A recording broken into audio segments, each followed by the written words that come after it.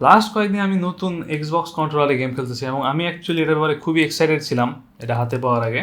এবং এক্সবক্স না কেনা হইলেও আমার এই নতুন কন্ট্রোলার কেনা হইতো। অ্যাকচুয়ালি এক্সবক্স কেনার আগে আমি নতুন সিরিজ কন্ট্রোলার আর PS5-এর কন্ট্রোলার অর্ডার দিয়েছিলাম, যেগুলো হচ্ছে এখনও শিপিং আছে করোনার জন্য।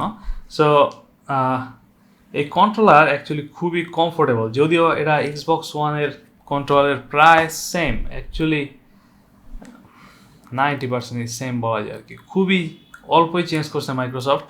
বাট আমি চিন্তা করছিলাম আমি যদি এক্সবক্সের সিরিজ কন্ট্রোলার আমি নতুনটা আর যদি PS5-এর কন্ট্রোলার দুইটাই হাতে পাই, তাহলে আমার কাছে টোটাল 4টা কন্ট্রোলার হবে। কারণ আমার এর আগে হচ্ছে এক্সবক্স ওয়ানের কন্ট্রোলার আছে আর হচ্ছে 360 কন্ট্রোলার আছে, যেটা এখনও কাজ করে।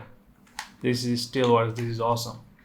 এই কারণে অবশ্য আমি সবাইকে সাজেস্ট করি যে এই দেশের বাইরে থেকে কন্ট্রোলার কেনার জন্য, কারণ এগুলো হচ্ছে বেশিরভাগ সময় রিফার্বিশ হয় বা ফেক হয়। আমি ফেসবুক গ্রুপে প্রায় দেখি যে কন্ট্রোলার নষ্ট বা কাজ করে না। সো আমার সবগুলো কন্ট্রোলারই হচ্ছে বাইরে থেকে ইম্পোর্ট করা, এবং এক্সবক্স 360 কন্ট্রোলারের প্রায় 5 বছর হয়ে গেছে এবং এখন কোনো ড্রিফট নাই এবং প্রত্যেকটা বাটন কাজ করে। That is just nice. তো যেটা বলতেছিলাম যে এক্সবক্স সিরিজের কন্ট্রোলার আর PS5-এর কন্ট্রোলার যদি আমার হাতে আসে, তাহলে হচ্ছে আমার 4টা কন্ট্রোলার হয়ে যায়। সো চিন্তা করলাম তাহলে একটা কন্ট্রোলারের কালেকশনই করা যায়, এবং এই জন্যই হচ্ছে আমার এই গুগলের স্টেরিয়া কনসোল কিনা, জাস্ট ফর দ্য কন্ট্রোলার। আমার অ্যাকচুয়ালি স্টেরিয়ার কন্ট্রোলার ডিজাইন খুবই ভালো লাগে, বাট এই মুহূর্তে অ্যাকচুয়ালি এটা করার ইচ্ছা নাই, কারণ আমার অ্যাকচুয়ালি এনাফ ইন্টারনেট স্পিড নাই স্টেডিয়া খেলার জন্য। তো আমি চিন্তা করছি এটা সেল করে দিব। তবে যদি সেল না হয় সেক্ষেত্রে হচ্ছে আমাদের আবার এর নিয়ে ভিডিও করা লাগবে, বাট এই মুহূর্তে স্টেডিয়া বাদ। বাট আমি যদি স্টেডিয়া কন্ট্রোলার ওপেন করি, সেক্ষেত্রে হচ্ছে আমাদের অ্যাকচুয়ালি কন্ট্রোলার কালেকশন চালু রাখা লাগবে, কারণ অনেকগুলো কন্ট্রোলার হয়ে যাবে। এবং তখন হচ্ছে আমার অ্যামাজনের লুনা কন্ট্রোলার, তারপরে হচ্ছে 8-bit Pro 2, এগুলো হচ্ছে কালেক্ট করার ইচ্ছা আছে। দুইটাই দেখতে যথেষ্টই ভালো। সো আমরা অনেক টপিক থেকে দূরে চলে গেছি। এটা হচ্ছে নতুন এক্সবক্স সিরিজ কন্ট্রোলার, যেটা হচ্ছে এক্সবক্স সিরিজ এক্স বা এক্সের সাথে আসে। আমারটা হচ্ছে এক্সের সাথে আসছে, এবং এটা হচ্ছে সাদা কালারে আসে। তবে মাইক্রোসফটের ওয়েবসাইটে প্রচুর কালার আছে, এছাড়া হচ্ছে আপনি নিজেই কালার ডিজাইন করতে পারবেন। প্রথম কথা, আপনি যদি কখনো এক্সবক্স ওয়ানের কন্ট্রোলার ইউজ করেন এবং এরপরে হচ্ছে এক্সবক্স সিরিজ কন্ট্রোলারে আসেন, একদম ফার্স্টই আপনি যেটা নোটিস করবেন সেটা হচ্ছে ফেল। এটা যদিও সাইজ আগেরটার মতোই, কিন্তু এটাতে হচ্ছে কিছুটা টেক্সচার আছে এই পিছনে এবং হচ্ছে এই গ্রিপের মধ্যে, এবং এটা হচ্ছে আপনার অ্যাকচুয়ালি স্কিপ করার কোনো সিস্টেম নাই। এটা হচ্ছে যথেষ্ট কমফোর্টেবল এবং এটা হাতে একটা স্টেবিলিটি এনে দেয়। বিশেষ করে আপনার যদি হাত ঘামায়, সেক্ষেত্রে হচ্ছে এই টেক্সচার আপনাকে অ্যাকচুয়ালি হেল্প করে অনেকক্ষণ হাতে এটা ধরে রাখার জন্য। আমি গতকালকে 3-4 ঘন্টা গেম খেলার পরে আমার সেটা যথেষ্ট কমফোর্টেবল মনে হয়েছে, বিশেষ করে টেক্সচারের জন্য। এটা জাস্ট অনেক বেশি গ্রিপ আইনা দেয় আগের তুলনায়। আগেরটা হচ্ছে পুরোপুরি প্লাস্টিক এবং কোনো রকম টেক্সচার ছিল না। এটা অ্যাকচুয়ালি কিছুটা আনকমফোর্টেবল লাগতো সময়ের পরে। মাইক্রোসফট নতুন শেয়ার বাটন অ্যাড করছে, এবং এই শেয়ার বাটন হচ্ছে আপনি যদি একবার ক্লিক করেন তাহলে এক্সবক্সে একটা স্ক্রিনশট নেয়, এবং আপনি যদি ক্লিক করে ধরে রাখেন তাহলে হচ্ছে এটা একটা ক্লিপ রেকর্ড করে 30 সেকেন্ডের। এবং এটা অ্যাকচুয়ালি পিসিতে কী কাজ করে আমি এখনো চেক করে দেখি নাই, আমি অবশ্যই কন্ট্রোলার এখনো পিসি চেক করি নাই। ভিজুয়ালি সবচেয়ে বড় ডিফারেন্স হচ্ছে এই কন্ট্রোলারের এই নতুন ডিপ্যাড, যেটা অ্যাকচুয়ালি কিছুটা মডার্নও লাগে আবার হচ্ছে অ্যানালগও লাগে। কারণ হচ্ছে এটা দেখতে হচ্ছে মাইক্রোসফটের এলিট কন্ট্রোলারের মতো, এবং যেটা যথেষ্টই প্রিমিয়াম কন্ট্রোলার। এবং এটা অ্যাকচুয়ালি আগের চেয়ে যথেষ্ট কমফোর্টেবলও, সহজে হচ্ছে কর্নারের বাটনগুলো ক্লিক করা যায়।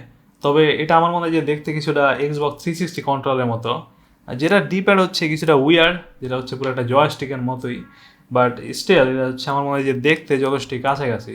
না, এরপর মাইক্রোসফট এটাতে টাইপ সি পোর্ট অ্যাড করছে, এবং সো আপনি যদি টাইপ সি পোর্ট দিয়ে এটা পিসিতে কানেক্ট করেন, সেক্ষেত্রে অ্যাকচুয়ালি এই কন্ট্রোলার পিসিতে কানেক্ট করার 3টা সিস্টেম আছে।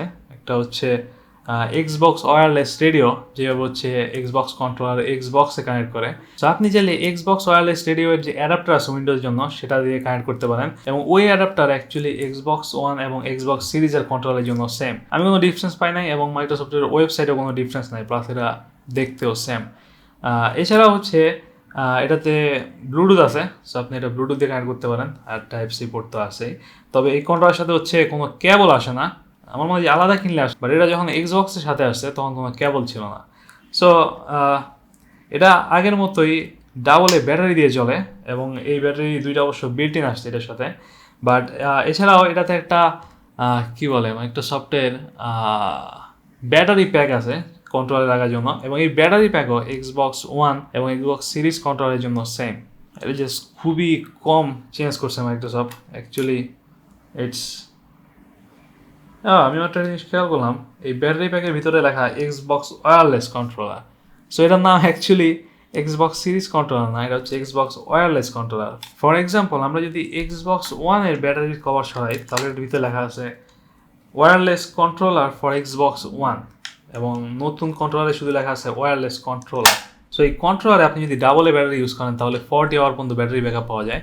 সো আমি এটা আমার চেক আপ করি নাই পুরোপুরি, বাট আমি Xbox আনবক্সিং করার পরে এখন পর্যন্ত প্রায় প্রতিদিন 3-4 ঘন্টা খেলা হইতেছে, এবং এটা যথেষ্ট স্টেবল ব্যাটারি লাইফ হিসাবে, এবং এটার ভাইব্রেশন অ্যাকচুয়ালি যথেষ্ট স্ট্রং, এবং Xboxের সেটিংস থেকে ভাইব্রেশন শুধু অন অফ করা যায় এবং ভাইব্রেশন ইন্টেন্সিটি কমা যায় না। এছাড়াও আপনি যদি ব্যাটারি প্যাক ইউজ করেন আপনি এর চেয়ে কম ব্যাটারি লাইফ পাবেন যদি ডাবল এ ব্যাটারি ইউজ করেন, তবে সেক্ষেত্রে আপনি হচ্ছে এই Type-C পোর্ট ইউজ করে কন্ট্রোলার চার্জ দিতে পারবেন, সেটা হচ্ছে রিচার্জেবল ডাবল এ ব্যাটারির ক্ষেত্রে করা যায় না, সেক্ষেত্রে অসাধারণ ব্যাপার যদি করা যেত না। এছাড়াও আরও কিছু ইন্টারনাল ডিফারেন্স এই নতুন কন্ট্রোলারে আছে। এর মধ্যে হচ্ছে মাইক্রোসফট বলতেছে যে নতুন Xbox ওয়্যারলেস রেডিও তারা কিছুটা ইমপ্রুভ করছে, যাতে হচ্ছে এরা অ্যান্ড্রয়েড এবং iOS এর সাথে আগের চেয়ে ভালোভাবে কাজ করে, আগের চেয়ে কম লেটেন্সি দেয়।